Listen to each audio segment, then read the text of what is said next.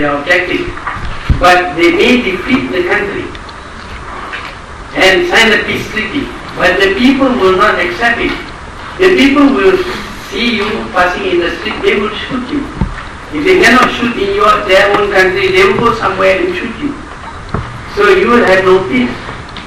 Today, just imagine the amount of money spent on trying to make flying safe. There was no necessity before. Before you feel safe when you get on an aircraft and fly. Today you don't know whether somebody is not going to fire a missile at you. That is what has happened. Because you resort to violence in order to counter violence. You cannot do that. These powerful countries must realize that their having the most sophisticated weapons will not ensure that they will win. In fact, they have lost against China. This was an old China which was rather weak in terms of military force. They have lost against Vietnam. They have lost against Somalia. They have lost against Iraq. They have lost against Afghanistan. Can you say that they have won? Have they been able to spread democracy worldwide? The answer is no. You can be powerful, but you are not going to win wars now. You don't any longer sign treaties and the country surrenders and we have peace. And it's not going to be like that anymore. Simply because of the disparity between the rich and the very powerful and the weak. The weak wants to survive, and if they have to tie a bomb on their body, they will do so. But how would you make America take an alternative dispute resolution? That was my question. The thing is, Americans also are intelligent. There are lots of intelligent. You may not believe this, but there are lots of intelligent. Over time, they are going to learn that wars do not win. Already they are feeling fed up with, seeing the black bags coming back. So they will pressure their own leaders, or they will not elect leaders who are warmongers. That's one of the campaigns that we want to carry out, to tell voters, vote for people who believe in peace. Don't vote for people like Mr. Bush. But is it not possible for the outside... Sorry, excuse me, I need to conduct the question. So is it okay if we take a set of 3 questions in a round, because we're running out of time now? Okay. Is that okay? So I'm going to take 3 questions now, and I'm going to take, because we've got 5 minutes basically, I'm going to take a few rounds of these, probably 2 I think. So there's a gentleman at the back, wants the question? Yeah. Dr. Mohamad, you're very interested yourself, and you have to spend money when you are Prime Minister of the weapons. My question is, maybe with the circle break, how do you intend to break the circle? Asian countries developing their same before, if they don't sell it to one, they go to the next one, and obviously the first one can buy it. How do you propose to break the circle? For example, I come from Pakistan, 75% of my country is wedding from all the weapons. Second question. You had a question? As you have mentioned that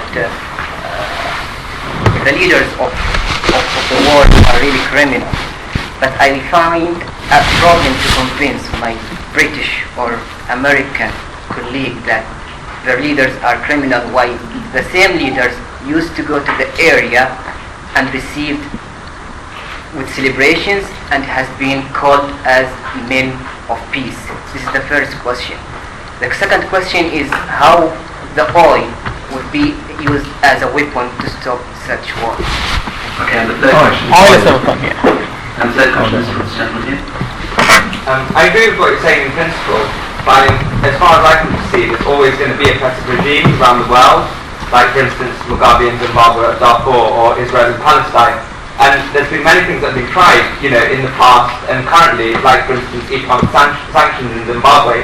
And you say that it's not right for us to kill innocent people in the war, but innocent people are dying relentless of that fact. And so is it not our duty as people not only to try other alternatives, but to defend these people, to implement war against these oppressive regimes as a form of defense to a certain extent for people that can't defend themselves?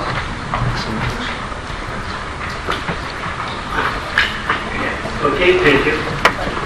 Well, how to break the circle?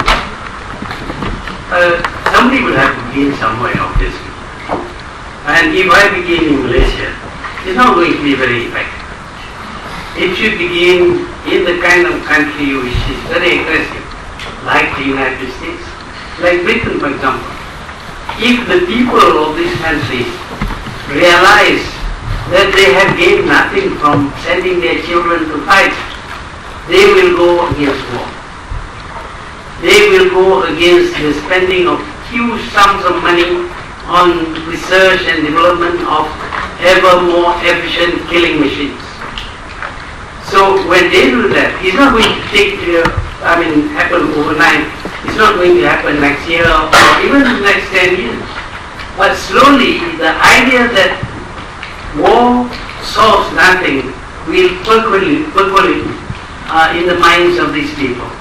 And I'm quite sure most people are against war, against killing. And we hope, if we campaign hard enough, we hope to be able to get enough people among the electorate to go against people who love going to war. And that is entirely possible because you don't need a majority to decide. Because in the United States, for example, the electorate is divided into two, Republicans and Democrats.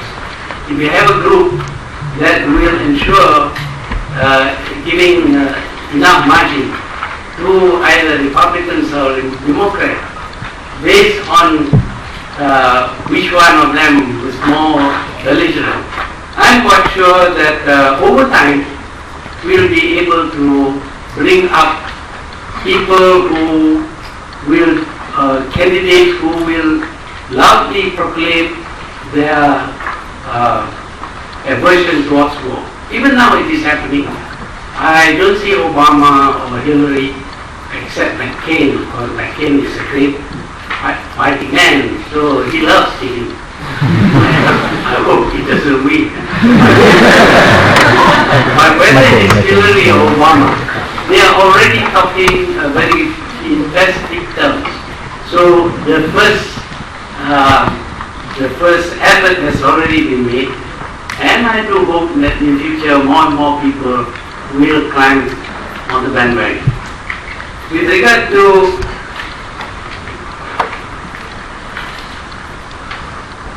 the need,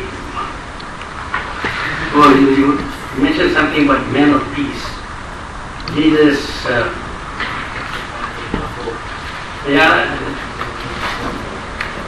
I think leaders in Zimbabwe and Darfur, they are, I don't know whether they are going to war or not, but Darfur, I know there has always been tribal fights in that part of the world since ancient times. And the need is not to make an kind of propaganda against Sudan, but to help. I don't think the Sudanese wants this war, but the people there have always been fighting each other. Tribalism is a very serious problem in Africa, as much as racial problem is found in other countries, a problem in other countries. So the way to solve this problem is not by saying that, well, we should get rid of this chap Bashir. We should get rid of this chap Mugabe. You can change leaders. Doesn't mean that they are going to be different. My observation of leadership changes is that it's not always for the better. Sometimes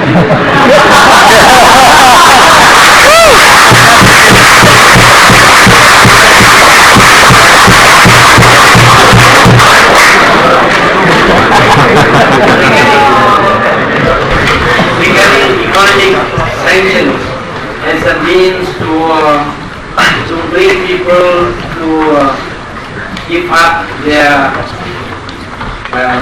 criminal ways. I don't quite like the idea of